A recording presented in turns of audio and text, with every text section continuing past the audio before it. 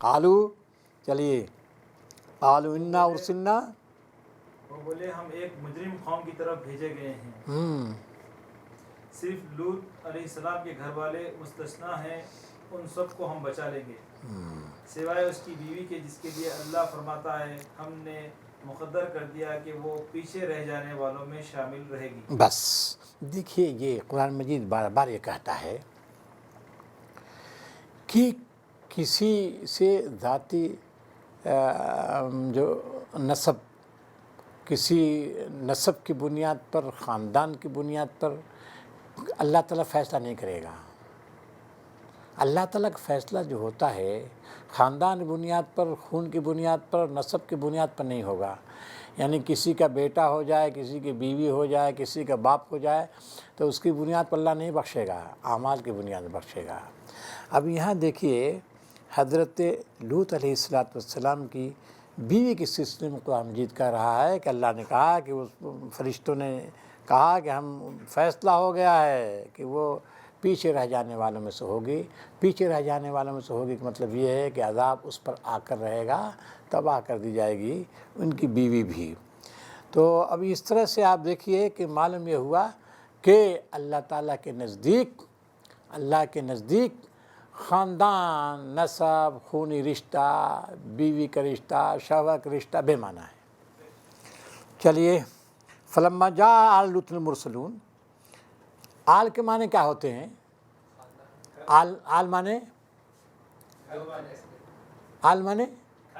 ایک گھر والا ہو سکتا ہے، قوم بھی ہو سکتی ہے۔ آل سے مراد یہاں پیروکار، آل سے مراد پیروکار۔ دیکھیے یہ ظاہر اس میں بیوی نہیں ہے، ہاں، ان کے متبعین۔ تو آل سے مراد ان کے متبعین جتنے ہیں۔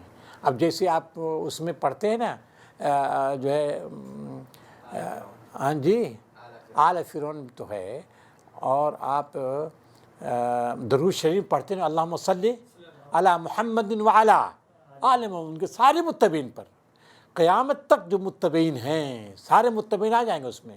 یہ نہیں کہ صرف نبی صلی اللہ علیہ وسلم خاندان کے لوگ نہیں ہیں۔ دیکھیے، تو آل سے مراد متبعین، ہاں۔ تو جو فلما جاء لوط، جب رسول آئے لوط علیہ السلام کے پیروکاروں کے پاس آئے تو انہوں نے قال انکم قوم منکرون، تو انہوں نے کہا انکم قوم منکرون۔ کس نے کہا؟ قال انکم قوم منکرون، ترجمہ پڑھیے۔ تو اس نے کہا آپ لوگ اجنبی معلوم ہوتے ہیں۔ کس نے کہا؟ حضرت لوط نے کہا تم اجنبی معلوم ہوتے ہو۔ ظاہر ہے اجنبی لوگ ہیں، تو وہی بستی میں دعوت و تبلیغ کر رہے تھے، بستی والوں کو تو خود جانتے تھے ایک کو۔ وہ تو ظاہر ہے پیغمبر جو ہوتا ہے نا، پیغمبر اپنی بستی کے لیے نامانوس نہیں ہوتا، سب کو پہچانتا ہے، ایک کو پہچانتا ہے۔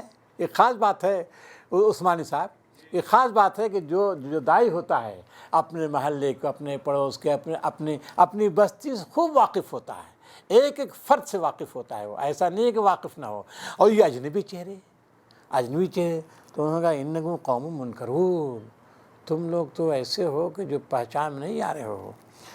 تو انہوں نے کیا کہا؟ قالو، اور اسی میں یہ ہے کیا؟ منکرون، اسی میں یہ بھی پوشیدہ ہے کہ اب جو ہے نتیجہ بھیانک ہونے والا ہے، دال میں کالا ہے، کچھ نہ کچھ ہو کر رہنے والا۔ یہ سب انہوں نے سمجھ لیا ان کو، فرشتوں کو دیکھ کر۔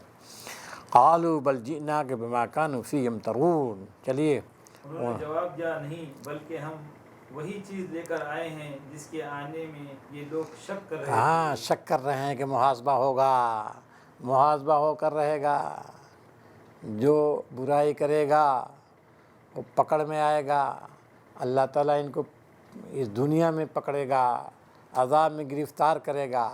یہ لوگ مذاق اڑا رہے ہیں، مستقل مذاق اڑا رہے ہیں حضرت لوط کا۔ چلیے، ہم تم سے سچ کہتے ہیں کہ ہم حق کے ساتھ تمہارے پاس آئے ہیں، اور ہم سچے ہیں، واتینا بالحق، ہاں، واتینا بالحق، ہم تمہارے پاس حق کا پیغام لے کر آئے ہیں۔ حق سے مراد کیا ہے؟ یہ حق سے مراد یہاں کیا ہے؟ عذاب۔ عذاب حق ہوتا ہے، عذاب بھی حق ہے، عذاب باطل نہیں ہوتا۔ جو سرفرے لوگ ہیں جو ظالم ہوں اور ان پر جو عذاب آئے وہ کیا ہے؟ حق ہے، وہ جو ہے باطل نہیں ہے۔ تو ہم جو ہے ہمارا عذاب ہم لے کر ہم آئے ہیں اور وہ عذاب حق ہے، ان کو نیست نابود کر دیں گے۔ وَإِنَّا لَصَادِقُونَ، اور ہم اس میں کیا ہیں؟ سچے ہیں۔ چلیے، لہٰذا اب تم کچھ رات رہے اپنے گھر والوں کو لے کر نکل جاؤ اور خود ان کے پیچھے پیچھے چلو، تم میں سے کوئی پلٹ کر نہ دیکھے، بس سیدھے چلے جاؤ جدھر جانے کا تمہیں حکم دیا جا رہا ہے۔ اس طرح سے نکالا اللہ تعالیٰ نے۔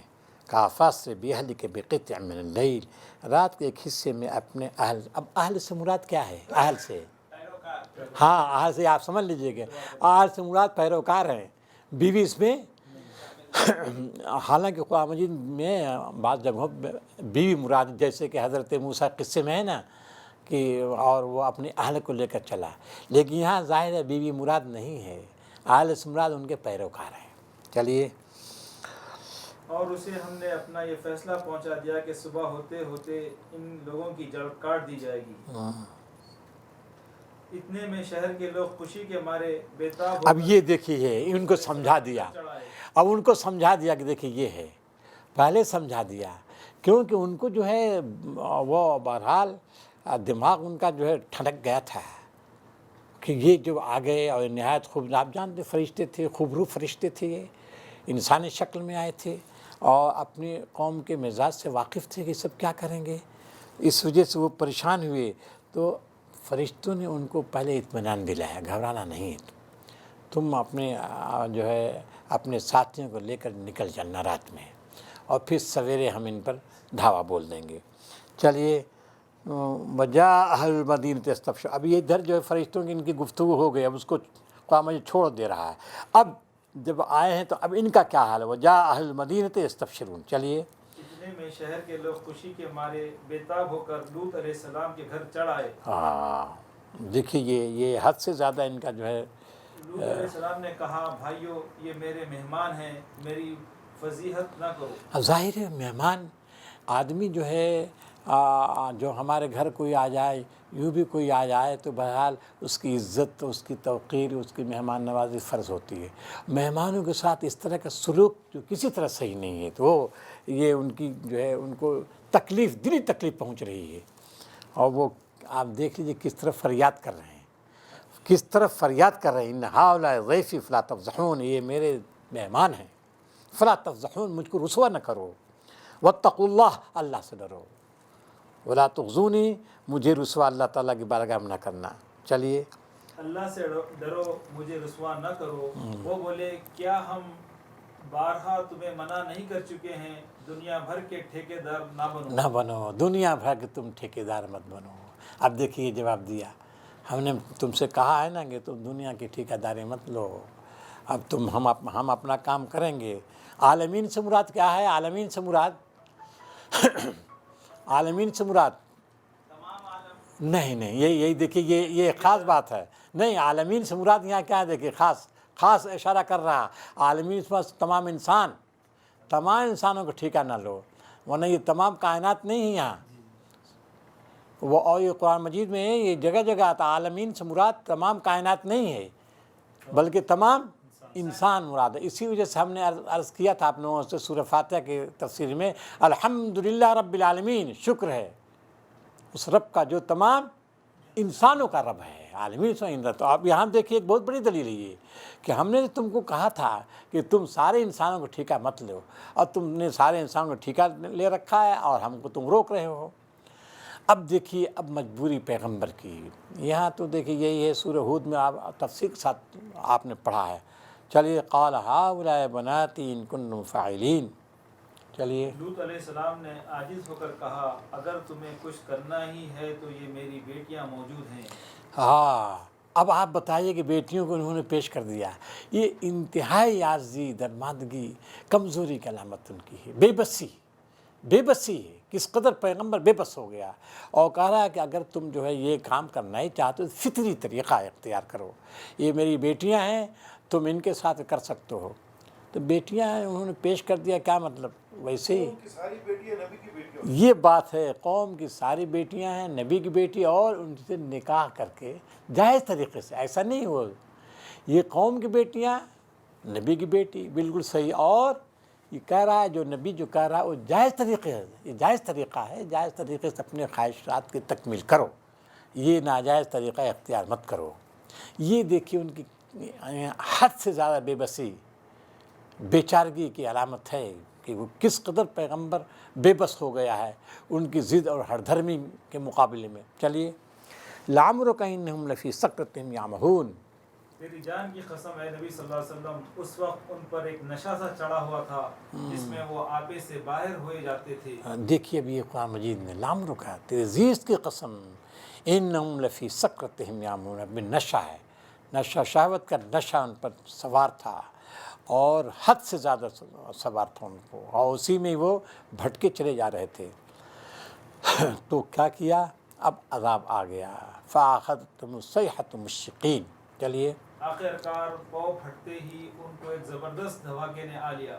مشرقین کے معنی، مشرق کے معنی اشراق کے وقت. ہاں اشراق کے وقت. ہاں، جب وہ پوری قوم جب اشراق کے وقت میں داخل ہوئی، گویا کہ اشرق کا معنی داخل فی الاشراق، داخل فی الاشراق، یعنی جب اشراق کا وقت آ گیا اس وقت عذاب آیا.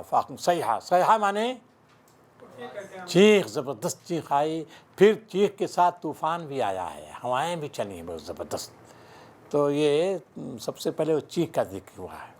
چلیے، فجعلنا عالیہا سافلہا، تو ہم نے اس کے اس بستی کو تلپٹ کر کے رکھ دیا تلپٹ کر دیا. اور ان پر پکی ہوئی مٹی کے پتھروں کی بارش برسائی. ہاں، اور سورہ اس میں ہے کہ اور یہ پتھر جو تھے زیادہ دور سے نہیں، وما ہی من الظالمین ببعید.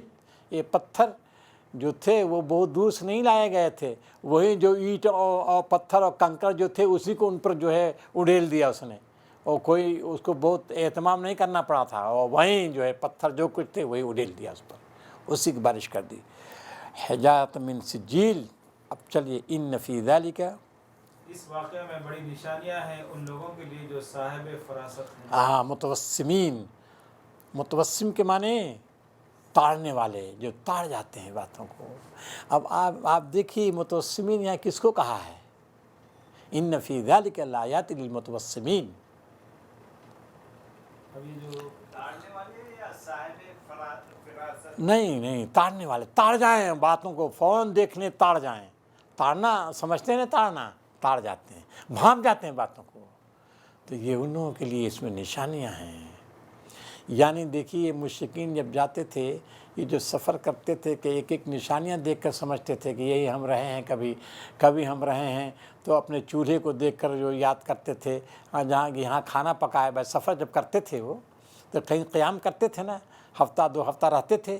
پھر جب چلے جاتے تھے وہاں سے، پھر جب کبھی وہاں ان کا گزر ہوتا تھا، ایک ایک چیز کو دیکھتے تھے، تاڑ لیتے تھے ایک ایک چیز کو.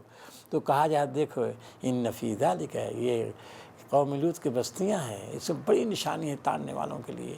تو اب یہ گویا کہ مشرکین مکہ کی جانب رخ ہو گیا ہے کہ تم دیکھو، تم بہت لال بجھکڑ بنتے ہو، لال بجھکڑ تم ہو، کتنے ہوشیار لوگ ہو. تو تم بجائے اس کے کہ تم معجزات کا مطالبہ کرو، یہ دیکھو کتنی بڑی نشانیاں عبرت کی نشانیاں تمہارے لیے ہیں، تو عبرت حاصل کرو. چلیے، اچھا حضرت، ادھر اللہ تعالیٰ نے یہ عذاب کے جو آیتیں نازل فرمائی ہیں، پتھروں کی بارش اور زمین کو اوپر اٹھا کر نیچے پٹک مارا، تو اس سے پہلے نبی صلی اللہ علیہ وسلم کو مخاطب کر کے ان کی جان کی قسم کھائی گئی. لعمرک، لعمرک، جان کی قسم کھائی گئی ہے. تو ادھر عذاب کی خبر دینے سے پہلے نبی صلی اللہ علیہ وسلم کی جان کی قسم کس لیے کھائی گئی؟ تاکہ نبی صلی اللہ علیہ وسلم پریشان نہ ہوں، ان کے دل کو کچھ کیا کہتے ہیں، تسلی کے لیے، اس لیے اتنی بڑی قسم کھائی. ہاں، بالکل جان کی قسم. اس کے بعد عذاب کی خبر. ہاں. اب آپ نے کہا نا کہ نبی صلی اللہ علیہ وسلم، بعض لوگوں نے لیا ہے لعمرک میں نبی صلی اللہ علیہ وسلم لیا ہے، جو آپ فرما رہے ہیں نا نبی صلی اللہ علیہ وسلم لیا ہے. اور بعض لوگ حضرت لوط ہی کو لیتے ہیں. سمجھ گئے کہ نہیں؟ اللہ تعالیٰ کہہ رہا ہے تیری زیست کی قسم، تیری جان، یعنی کا سے مراد کیا ہے؟ نبی صلی اللہ علیہ وسلم نہیں، محمد صلی اللہ علیہ وسلم نہیں، بلکہ حضرت لوط ہے۔ مخاطب حضرت لوط کو نبی صلی اللہ علیہ بنا وسلم نہیں ہے۔ نہیں ہے، بعض لوگ بعض یہ تفسیروں میں ہے، وہ جو آپ بتا رہے ہیں وہ بھی ہے، جو آپ بتا رہے ہیں نا وہ بھی ہے، وہ بھی لے رہے ہیں، لیکن اس کی گنجائش تو ہے۔ حضرت لوط مخاطب ہوں یا نبی صلی اللہ علیہ وسلم ہاں دونوں مخاطب چیز، ہوں، لیکن ان دونوں میں سے کوئی نبی مخاطب ہو لیکن اس کے بعد عذاب۔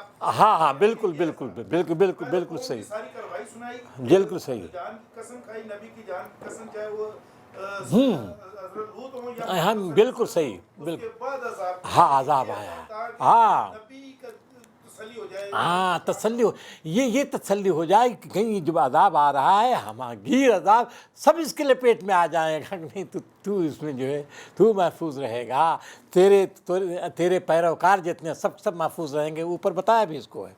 چلیے، اور وہ علاقہ جہاں یہ واقعہ پیش آیا تھا گزرگاہ عام پر واقع ہے۔ وَإِنَّا لَبِسَبِيلٍ مُقِيمٍ، وہ لب سبیل مقیم، یہ جو ہے ایسا یہ واقعہ جہاں پیش آیا تھا وہ ایسا راستہ ہے جو مقیم کے معنی ہمیشہ یہاں سے قافلے گزرتے رہتے ہیں، قافلے دائم المرور، یہاں سے قافلے گزرتے رہتے ہیں، ٹھہرتے ہیں، گزرتے ہیں، لوگ قیام کرتے ہیں۔ چلیے، اس میں سامان عبرت ہے ان لوگوں کے لیے جو صاحب ایمان ایمان ہیں، صاحب ایمان لوگوں کے لیے عبرت اس میں ہے، نشانی ہے، جو ایمان رکھتے ہیں یا ایمان لانا چاہتے ہیں، دونوں، جو ایمان رکھتے ہیں ان کے لیے نشانی، اور جو ایمان لانا چاہتے ہیں ان کے لیے نشانی ہے کہ وہ عذاب کا مطالبہ چھوڑ دیں، فرشتوں کا مطالبہ نہ کریں، یہ نہ کہیں کہ جس طرح سے تم پر تو اے پیغمبر تم پر فرشتے آ رہے ہیں، ہم پر بھی فرشتے آئے ہیں، جب یہ ایمان لائیں تو یہ سب چھوڑ دیں، اور اس میں نشانی ہے، زبردست نشانی ہے۔ چلیے، اور ایکے والے ظالم تھے، تو دیکھ لو کہ ہم نے بھی ان سے انتقام لیا، اور ان دونوں قوموں کے اجڑے ہوئے علاقے کھلے راستے پر واقع ہیں۔ بس وَإِنْ كَانَ أَصْحَابُ الْأَيْكَةِ لَظَالِمِينَ فَانْتَقَمْنَا مِنْهُمْ وَإِنَّهُمْ لَفِي إِمَامٍ مُبِينٍ۔ ایکا والے، دیکھیے انہوں نے مولانا نے ترجمہ کیا ہے، ایکا کا ترجمہ رہنے دیا، ایکا ہی کیا ہے، اور کوئی ترجمہ آپ کے پاس ہے شیراز صاحب؟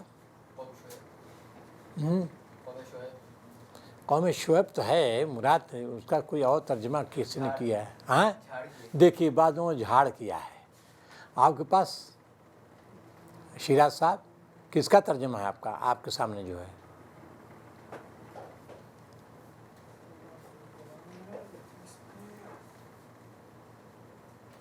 کیا ترجمہ ہے؟ ذرا دیکھیے۔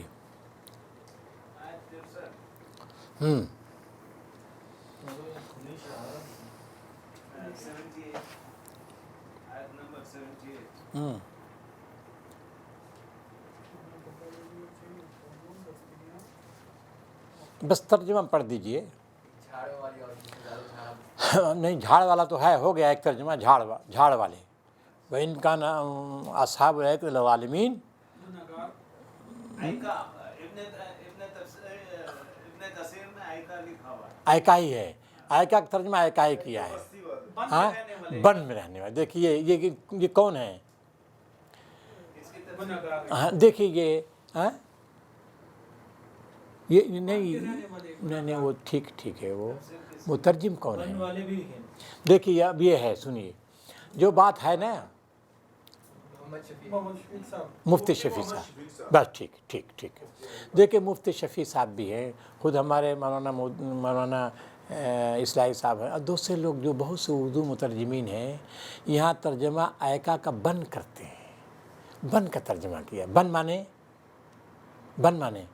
بولے، بن مانے جنگل نہیں جانتے کا؟ بن جنگل، بیابان، بن جو ہے جنگل بیابان، تو جنگل اور بیابان کس کو بولتے ہیں؟ یہاں آبادی نہیں رہتی نا، ہے نا، ویرانے کو بولتے ہیں نا۔ تو اب دیکھیے یہاں ہمارے اردو مترجمین نے، اور وہ انہوں نے بھی جو کہا، ہمارے عثمانی صاحب جو ابن کثیر کا حوالہ دے رہے ہیں، اپنا ابن کثیر ہے آپ کے پاس نا، تو وہ بھی اصحاب الایکہ کا ترجمہ انہوں نے اصحاب الایکہ ہی کیا ہے، ٹھیک ہے کسی حد تک، بستی، ہاں ٹھیک۔ تو دیکھیے اب اصحاب الایکاف سے مراد بن لینا یہ شاید مناسب نہیں ہے، کیونکہ دیکھیے لظالمین، اب جو لظالمین یہ ایکا والے ظالم تھے، ہے نا، اس کے بعد کہ فانتقمنا منہم، ہم نے ان سے انتقام لیا، وَإِنَّهُمَا لَبِإِمَامٍ مُبِينٍ، وہ کہاں رہتے تھے؟ یہ دونوں قومیں، ایکا والے اور قوم لوط، یہ کہاں رہتے تھے؟ لبِإِمَامٍ مُبِينٍ، شاہراہ پہ رہتے تھے، شاہراہ پہ رہتے تھے، تو شاہراہ پہ رہتے تھے، اور وہاں جو شاہراہ پہ رہتے تھے وہ تو وہ بند ہوگا؟ بند نہیں ہو سکتا، وہ تو چورستہ ہے بھائی، قافلے گزرتے ہیں، ہر طرح سے قافلے گزرتے ہیں، تو اب یہ جو ہے بند نہیں، بلکہ ایکا کے معنی وہ گھنے باغات کے مالک تھے یہ لوگ، باغ، ایکا معنی بند نہیں، باغ، کاروباری لوگ تھے، اور پھلوں کا کاروبار تھا ان کا، بہت زبردست پھلوں کا کاروبار تھا، اور پورے عرب میں یہ سپلائی کرتے تھے، اور وہ وہیں سے سارے جو ہے وہاں جو ہے شاہراہ پر ان کے مال رہتے تھے، وہیں سے ہر جگہ جاتے تھے، تو ایکا کے معنی باغ، وہ درخت جو جھاڑی ان لوگوں نے کر دیا، جھاڑی یعنی گھنے درخت، گھنے درخت، گھنے درخت سے مراد کیا ہے؟ گھنے باغ، گھنے باغ تھے، نہایت سرسبز و شاداب باغ تھے، تو وہ اس کی وجہ سے انہوں نے، آپ جانتے بنی و خصلت پیدا ہو گئی، سورہ اعراف میں آپ نے پڑھا ہے بنی و خصلت، کہ وہ ناپ تول میں کمی کرتے تھے، یہاں اس کا ذکر نہیں ہے، تو یہ بنیوں کی خصلت، بنیے کہاں رہتے ہیں؟ جنگلوں بیابان میں رہتے ہیں کیا بنیاں؟ یہ وہ لوگ ایسی جگہ جہاں آبادیاں ہوتی ہیں، بڑے شہر ہوتے ہیں، جہاں رونق ہوتی ہے، چہل پہل ہوتی ہے، جی زرخیز کاروباری جگہ ہوتی ہیں نا، تو یہ کاروباری جگہ ہے، یہ اس وجہ سے یہ جو ہے وہ گویا کہ وہ یہ کاروباری لوگ ہیں، تو اور یہ بنیوں کی خصلت پیدا ہو گئی ہے، اور ناپ تول میں کمی کر رہے تھے، یہاں ذکر نہیں ہے، سورہ اعراف میں بڑی تفصیلات کے ساتھ اس کا ذکر ہوا ہے۔ چلیے، ہجر کے لوگ بھی رسولوں کی تکذیب کر چکے ہیں، ہم نے اپنی آیات ان کے پاس بھیجی، اپنی نشانیاں ان کو دکھائیں، مگر وہ سب کو نظر انداز ہی کرتے رہے۔ چلیے، حجر سے مراد کون ہے؟ حجر، بالکل صحیح فرمایا، قوم سمود کا حجر کیوں کہتے ہیں؟ پتھر والے، بہت جو سنگ تراشی میں اپنا جواب نہیں رکھتی تھی وہ قوم، غیر معمولی قوم تھی، وثمود، جی، وثمود الذین جابوا الصخر بالواد، وثمود الذین جابوا الصخر، صخر مانے چٹانوں کو تراشنے میں بہت ماہر، اس زمانے میں وہ قوم، اس کا کوئی مقابلہ نہیں تھا، اپنی تمدن، اپنی تہذیب، اپنی ثقافت کے لحاظ سے غیر معمولی قوم تھی، اور نہایت زرخیز علاقہ اس کا ہے، تو یہاں جو ہے وَلَقَدْ كَذَّبَ أَصْحَابُ الْحِجْرِ الْمُرْسَلِينَ، جو قوم سمود نے بھی پیغمبروں کو جھٹلایا۔ قوم سمود کی جانب کون سے پیغمبر گئے تھے؟ حضرت صالح علیہ السلام ہے، جی صالح علیہ السلام ہے، تو صالح علیہ السلام جو ہے ان کو بھیجا گیا تھا، تو انہوں نے ان کو جھٹلا دیا ہے۔ چلیے آگے، وہ پہاڑ تراش کر مکان بناتے تھے، اور اپنی جگہ بالکل بے خوف اور مطمئن تھے۔ وَكَانُوا يَنْحِتُونَ مِنَ الْجِبَالِ بُيُوتًا، وہ پہاڑوں کو تراش کر گھر بنا لیتے تھے، بڑے اطمینان کے ساتھ رہتے تھے، یعنی وہ قوم بڑی خوشحال تھی، بہت ہی خوشحال تھی، جس کی خوشحالی کا تذکرہ جو ہے آپ دیکھیں سورہ اعراف میں بھی ہے، اور سورہ شعراء میں بڑی تفصیلات ہے اس کی، کہ کتنی خوشحال قوم تھی۔ چلیے، آخر کار ایک زبردست دھماکے نے ان کو صبح ہوتے ہی آ لیا۔ مصبحین، اور ان کو صیحہ، دیکھیں یہاں بھی صیحہ ہے، وہاں بھی صیحہ تھا، وہ چیخ، تو چیخ سب سے پہلے ہوتی ہے، زبردست چیخ ہوتی ہے، پھر اس کے بعد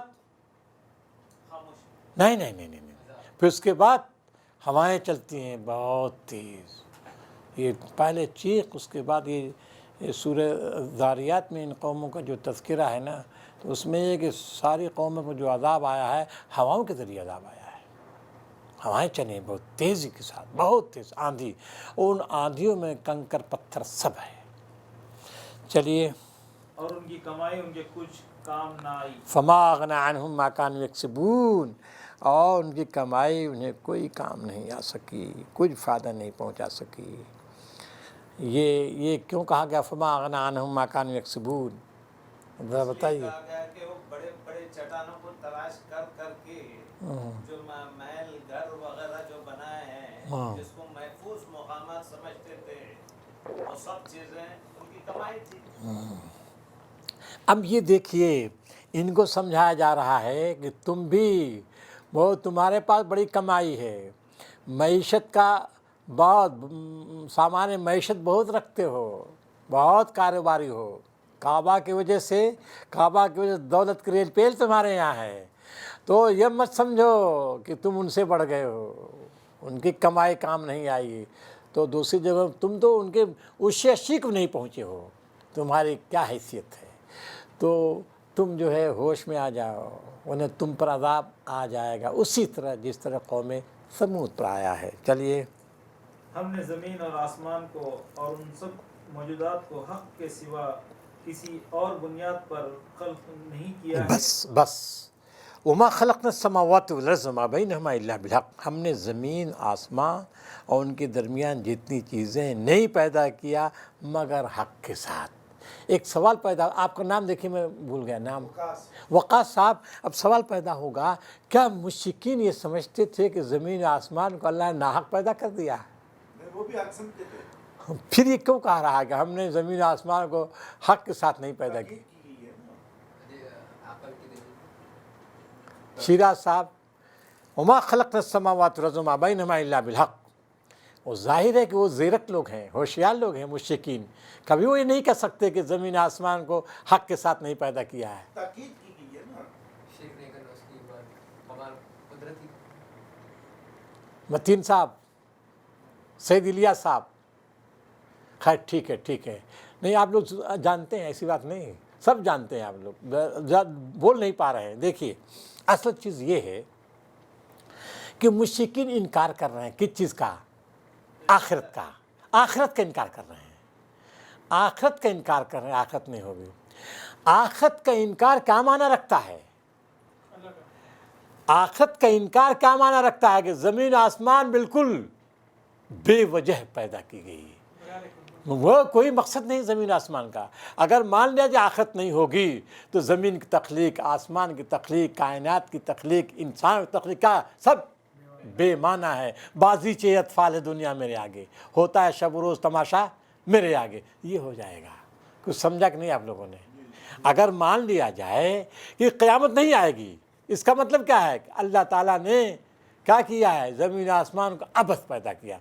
अफ़हसिबतुम अन्नमा खलक़नाकुम अबसन व अन्नकुम इलैना ला तुरजऊन, क्या तुम समझते हो कि तुमको अबस पैदा किया है? तो भाई, न तुमको अबस पैदा किया है, न ज़मीन को अबस पैदा किया है, न आसमान को अबस पैदा किया है, बल्कि सबका मकसद है। सबका मकसद क्या है? हाँ, कि लौट कर जाना है, सबका हिसाब लेना, ये है असल में।